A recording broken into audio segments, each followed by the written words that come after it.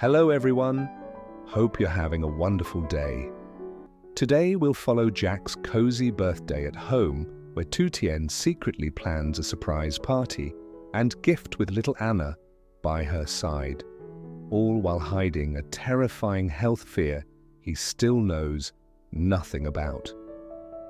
If you enjoy this episode, don't forget to subscribe so you won't miss the next videos. Morning slides into the bedroom on Jack's birthday. The curtains glow, birds chatter outside, and tiny bare feet patter across the floor. Jack is still half asleep when the mattress dips and a warm little body crawls onto his chest. Ba, ba. Anna, 15 months old, hair tied into two tiny braids, pats his cheeks with both hands, giggling. Ouch! My alarm clock is very aggressive today, he groans. At the end of the bed, Tu Tien stands with a shy smile, hair tied back, eyes bright. Happy birthday, Chongyu, she says, kissing his forehead. Today you're not allowed to be stressed. Doctor Who, he teases. You. Me and this little one, she says, tickling Anna's foot. For a moment, the room is only laughter and rustling sheets. Jack pulls himself upright, still grinning. So, what's the plan for this old man? He asks. This evening, Tu Tien says, trying to sound casual. Can you come home a little early? I was thinking we'd go to the market together, buy some good food, cook a small birthday dinner, invite Mother Ly and Uncle Dung, just family. Jack blinks. You planned all that? In my head, she laughs. I still need the ingredients. That's where you come in. He tucks a loose strand of hair behind her ear. Okay, I'll finish at the company and the site quickly. I'll come home early. Not quickly, she insists, poking his shoulder. Promise. He presses a hand to his chest. I promise. Birthday man's honor. They move into their morning rhythm. Jack carries Anna into the kitchen, bouncing her on his hip while he makes tea and reheats porridge. Anna bangs a spoon on the table, getting more food on her bib than in her mouth. He wipes her face, kissing her sticky cheeks. Across the table, Tu Tien moves a little slower. When Jack looks away, her fingers touch her nose for a second, checking for blood the way she has done every morning since the market. Nothing, just warm skin. She breathes out and buries the worry. After breakfast, he grabs his work bag and car keys. Outside, his white car waits in the yard. All right, my two queens, he says, kissing Anna, and then Tu Tien. I'm heading to the office, then the construction site. Call me if you need anything. And remember, this afternoon we're celebrating, she finishes. That's right, don't start the party without me. They stand in the doorway and watch as he drives down the small road, the white car shrinking between the trees. When the sound of the engine fades, the house feels quiet. Anna toddles around the living room, clutching a stuffed animal. Tu Tien leans against the doorframe for a moment, one hand over her heart, as a light wave of dizziness moves through her. She waits until it passes. Okay, little girl, she says, clapping softly. Bar thinks tonight is just food and cake, but we are going to make it special, right? We need a surprise. Anna doesn't know what surprise means, but she claps anyway. First, Tu Tien packs a small bag for her daughter, a bottle, diapers, a change of clothes, and her favorite toy. Then she scoops Anna up onto her hip. Let's visit Grandma, she says. You stay with her for a while so Mum can run an errand. Because Jack isn't with them, there's no car today, just their footsteps along the shaded lane to Mother Ly's house. She pushes away the thoughts circling in her head. Today is a happy day. At the gate, Mother Ly is sweeping leaves. Her face brightens when she sees them. My sunshine is here, she exclaims, dropping the broom to scoop Anna into her arms. Come in, come in. Why so early? I want to walk to the supermarket, Tu Tien explains. I need to buy something for Jack's birthday. Can you watch her for a bit? An hour, maybe less. Of course, Mother Ly says. Go, I'll take care of her. Anna is already reaching for a spoon on the table, completely at home. Leaving her daughter there, Tu Tien steps outside again, closes the gate, and turns toward town. The pavement is warm, scooters and cars sweep past on the main road. She keeps to the shade, counting steps to steady herself. Inside the supermarket, cool air washes over her.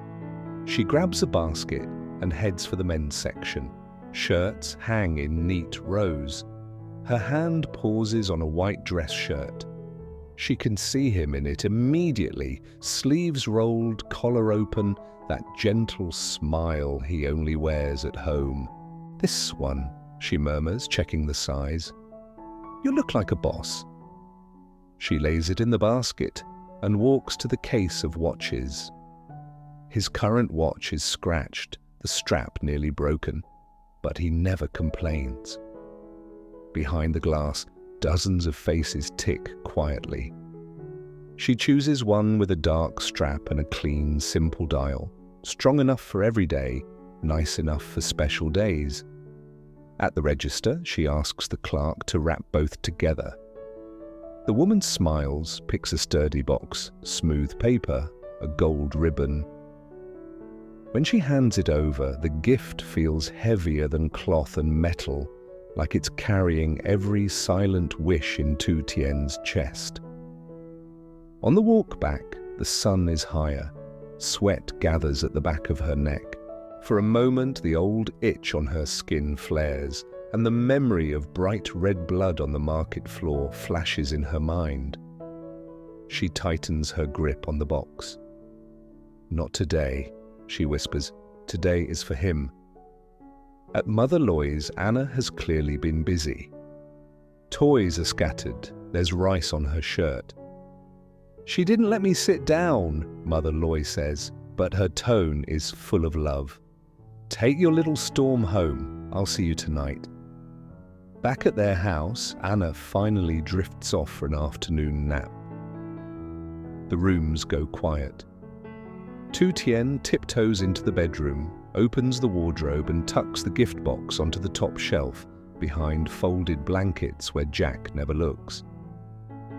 When the candles are done, she whispers, we'll bring you out. Let him think today is simple. Then we surprise him.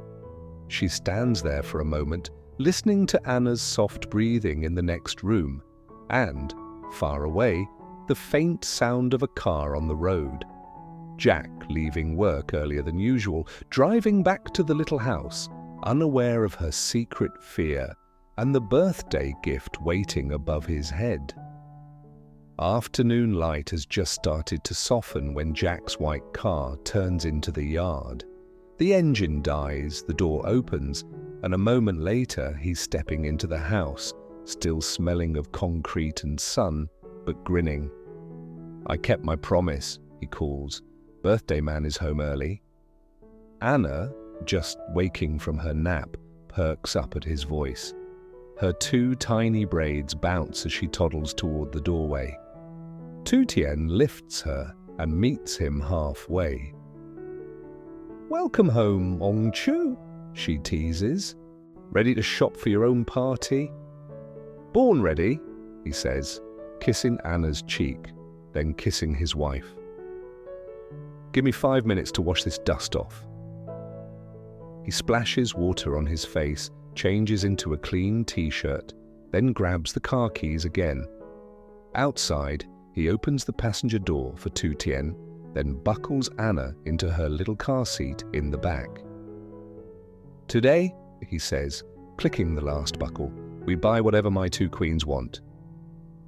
The drive to town is short. Anna presses her palms to the window, mumbling when she sees a dog or a bike. For a moment, as the road slides by, Tu Tien imagines telling Jack everything right here. Not today, she decides. Today belongs to him. The market is busy, but calmer than in the morning.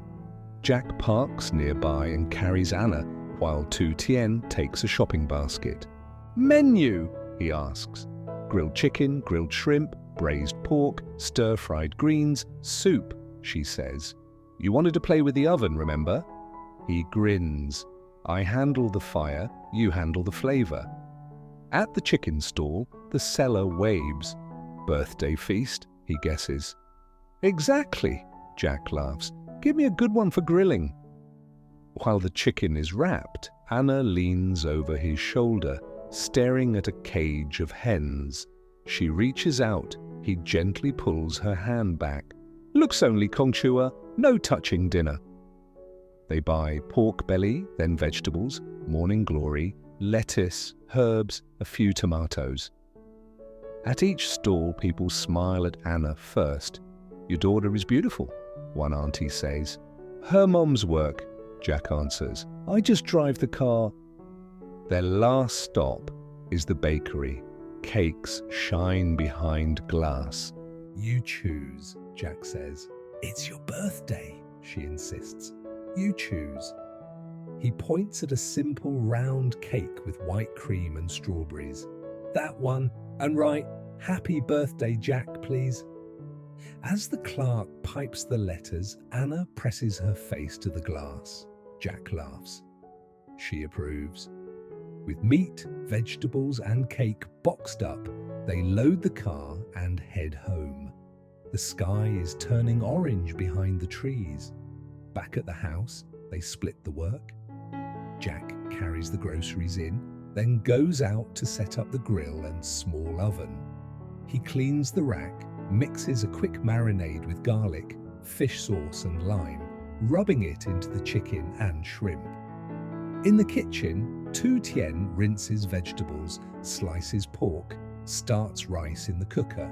Sugar melts and darkens in the pot. The pork hits the pan with a soft sizzle.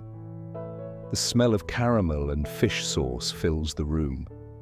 Anna makes her rounds, from the mat in the corner, to the kitchen doorway, to the yard where Jack stands by the oven. She drags a plastic cup in one hand and a spoon in the other, banging them together. "You're our supervisor," Jack tells her, lifting her so she can peek at the sizzling chicken. "You shout if Bar burns it."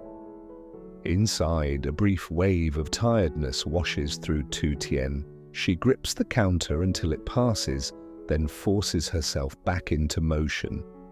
Not tonight, she thinks. Not on his birthday. By the time the first stars appear, the table is full. Grilled chicken and shrimp, braised pork, stir-fried greens, soup, a plate of cucumber and herbs. The cake waits to one side, candles ready.